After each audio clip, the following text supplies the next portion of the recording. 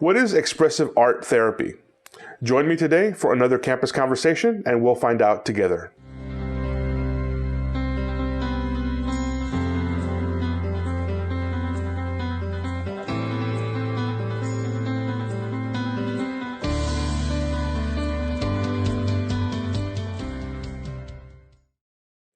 Welcome to another campus conversation. I'm your host, Dr. Manuel G. Saldivar.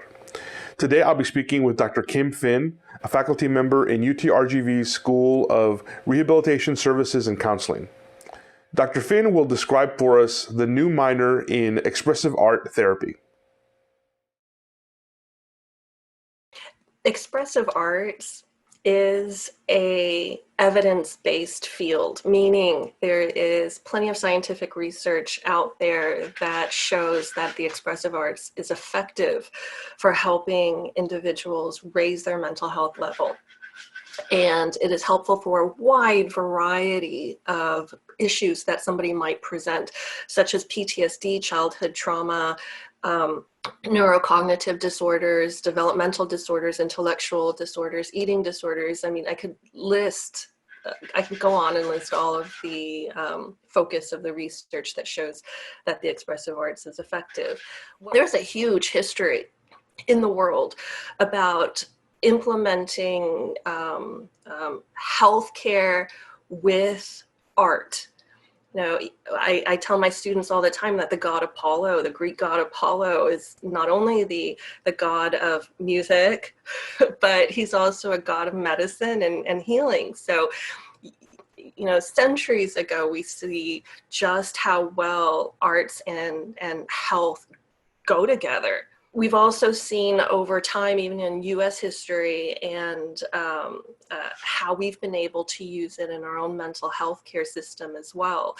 You know, in our, well, we don't call them, in our old institutions that we had, mental health institutions, there were plenty of cases where we would see that we would take the patients and we would have them do music therapy. They would sing, they would paint, or we would have them play instruments. And I think that that's a wonderful testament to how much we were able to see even back then, just how important it is to express themselves.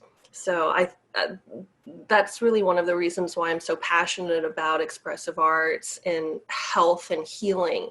And not just in the work that I do as a counselor, but that a lot of professions are able to do. I think in the work that I do as a counselor too, we really see that there are so many individuals who come in to try to talk about their issues, but they hesitate talking. They don't feel comfortable sharing, or they can't even put what they're experiencing into words. So when we give them an art medium, they don't have to use those words. And oftentimes what we as professionals find is that they are so much more expressive.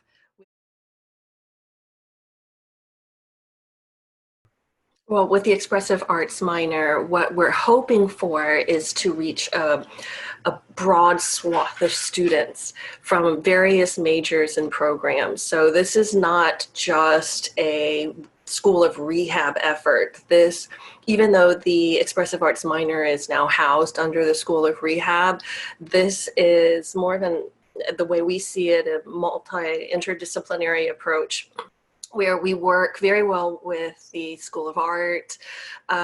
We welcome students from psychological sciences, education, also social work, any one of the students from the helping fields.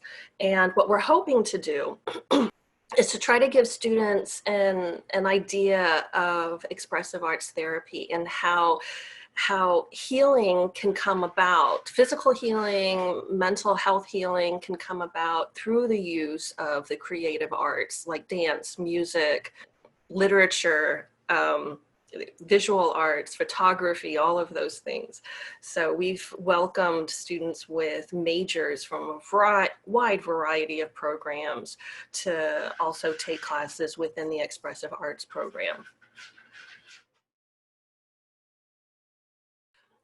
Well, I think that having an expressive arts minor is a really great introduction to the idea of a career in some sort of therapy or healing profession or the health and human services. When students graduate with a bachelor's degree in uh, with any major, including in rehab or psychology, they can't be a therapist in the sense of a mental health therapist, like a licensed professional counselor or a clinical social worker.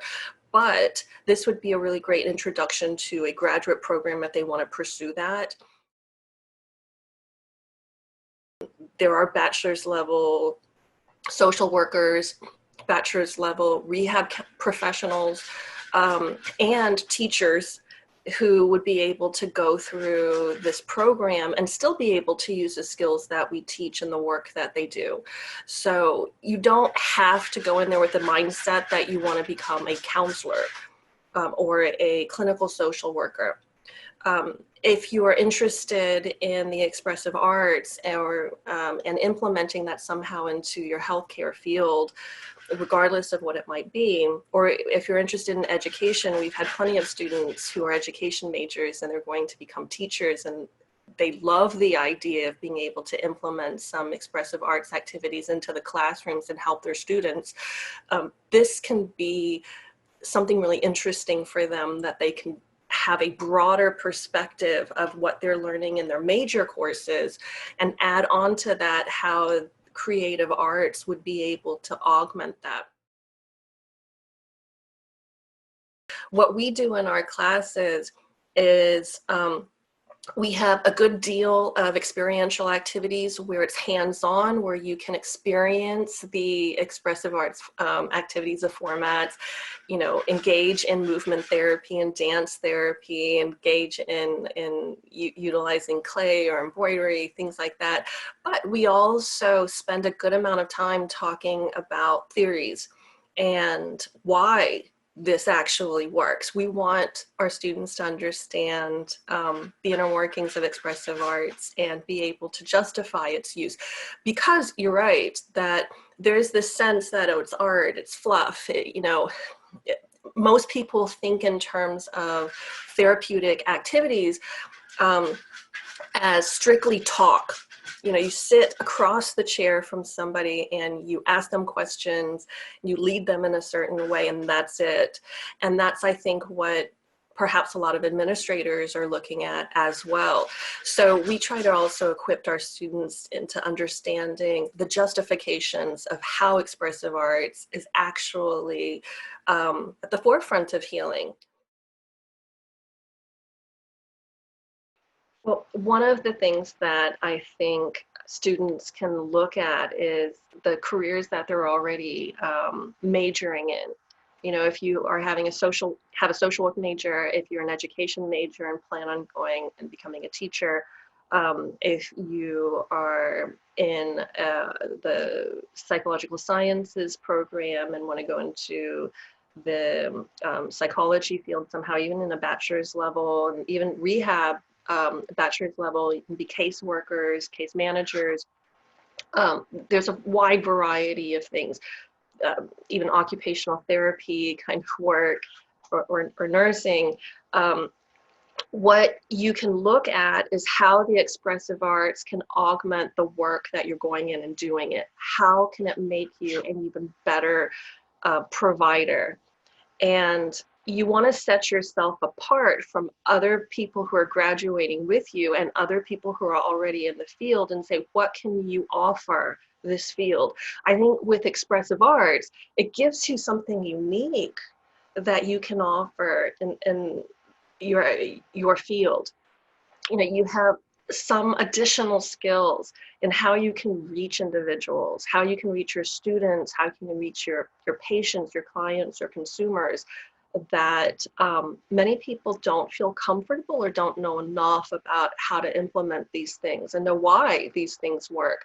I think also the expressive arts can be really great for these students who are interested in going into a therapy field. This could be a great lead into art therapy programs, master's level art therapy programs.